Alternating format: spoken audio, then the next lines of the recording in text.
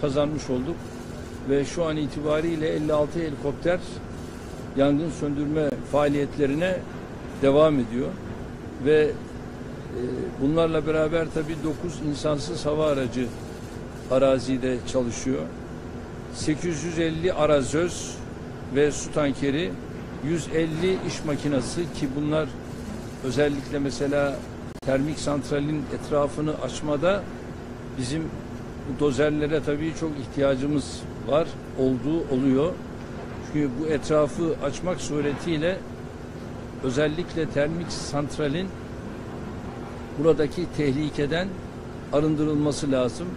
Ve şu an itibariyle de termik santraldeki gelişmeler olumlu istikamette. Ve 5250 personel ile yangınlara etkin şekilde müdahale ediyoruz. Yalnız burada bir şeyi özellikle söyleyeceğim.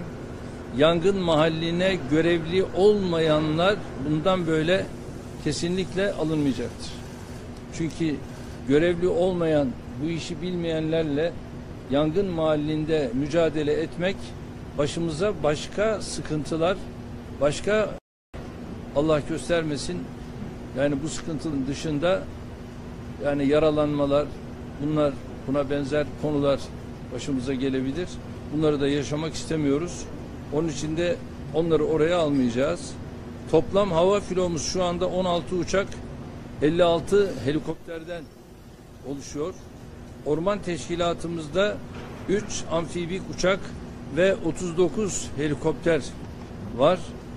7 adet jandarma helikopteri, farklı ülkelerden gelen 23 hava aracı söz konusu. Tabii diğer ülkelerden gelen hava araçlarına baktığımızda Rusya 5 tanker uçağı ve 3 helikopter, Ukrayna 3 tanker uçak ve 4 helikopter.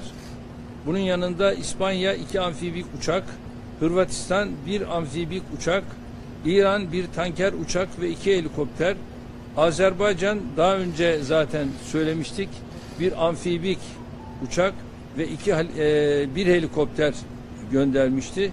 İşte bir de az önce söylediğim gibi şimdi kendilerinin itfaiyecilikte çok iyi yetişmiş elemanlarından bugün 100'ü aşkın bir grubu daha gönderecekler.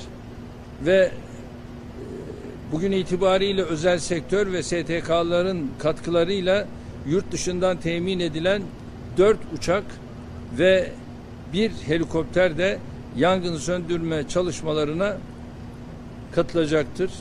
Yanan alanlarda hasar tespit çalışmaları devam ediyor. Bitkisel üretim ve hayvancılıkta zararlar en kısa sürede giderilecektir. Anayasanın 169. maddesi uyarınca yanan alanlar tekrar ağaçlandırılır ve başka amaçla kullanılamaz. Yanan alanlar tekrar ağaçlandırılır ve başka amaçla kullanılamaz.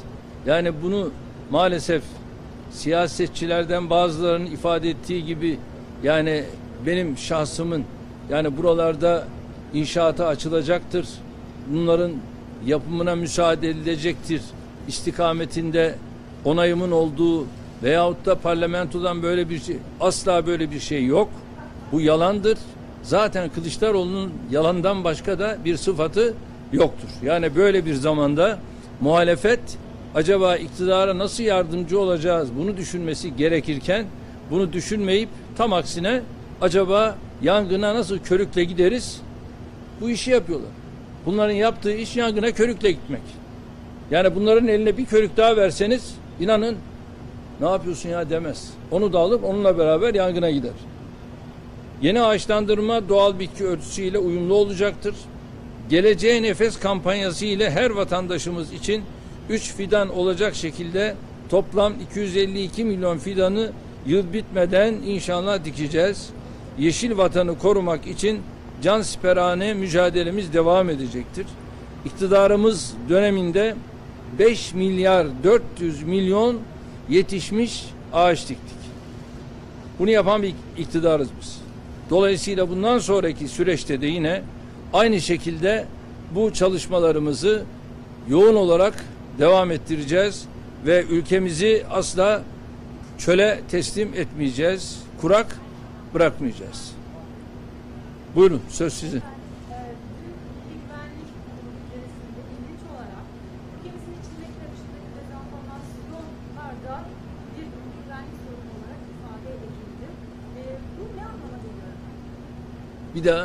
Dün Milli Güvenlik Tamam. içerisinde ülkemizin içindeki karışıklık dezenformasyon kampanyaları milli güvenlik sorunu olarak ifadelendirildi. Bu ne anlama geliyor? Şimdi arkadaşlar, biliyorsunuz son zamanlarda yani Türkiye'yi fakir fukara, garip kuraba göstermek için yani insan söylemek de istemiyor. Help Turkey diye bir kampanya başlattılar. Tabii bunun karşısında bizim söyleyeceğimiz ne var? Tek şey var. Güçlü Türkiye. Biz güçlüyüz. Ve nitekim fazla dayanamadılar. Hemen kısa bir süre içerisinde de Help Turkey'yi ne yaptılar? Çektiler, sildiler. Şimdi Türkiye'nin böyle Amerika'dan yönetilecek veya Avrupa'dan yönetilecek belli yerlerden yönetmek suretiyle adeta dezenformasyonla bir terör estirmek, yani benim yalan terörü dediğim şekilde bir terör estirmek suretiyle halkımızı yalana esir etme kampanyası gayreti içerisinde olanlar var. Ve bu konuda biz onlara prim vermeyeceğiz. Vermedik. Biliyorsunuz Kobani'de bu millet büyük bir imtihan verdi. Ve Kobani'yi biz çözdük. Kobani'deki bütün o Kürt vatandaşlarımızı biz koruma altına aldık.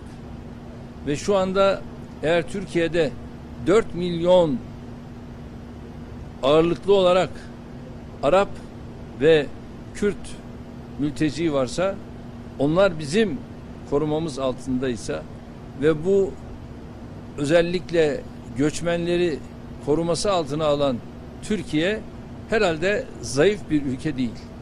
Güçlü olduğu için bu insanları koruması altına alıyor. Alırken de bunu mevcut imkanlarıyla alıyor. Finansmanı iyi yönettiği için bunu başarıyor, bunu alıyor ve bundan sonra da yine finansı iyi yönetmek suretiyle bu tür adımları atacağız ve bundan da hiçbir çekincemiz yok. Çünkü biz güçlü Türkiye'yiz. Biz darda kalana elini uzatan, koşan bir Türkiye'yiz. Yani biz iktidara gelince burada ne kadar Suriyeli varsa bunların hepsini kovacağız diyen bir iktidar olarak gelmedik. O Bay Kemal'in şahsiyetidir. O bu tür Türkiye'deki mültecileri kovmanın hesabı içerisindedir. Ama biz böyle bir şey asla söylemedik. Çünkü ülkemize sığınan, bizden el eman dileyen, kendi ülkesindeki yönetimlerin öldürmeye gayret ettiği bu insanlara biz kapımızı açtık ve bunları koruma altına aldık. Tamam. Teşekkür ediyoruz. Sağ olun.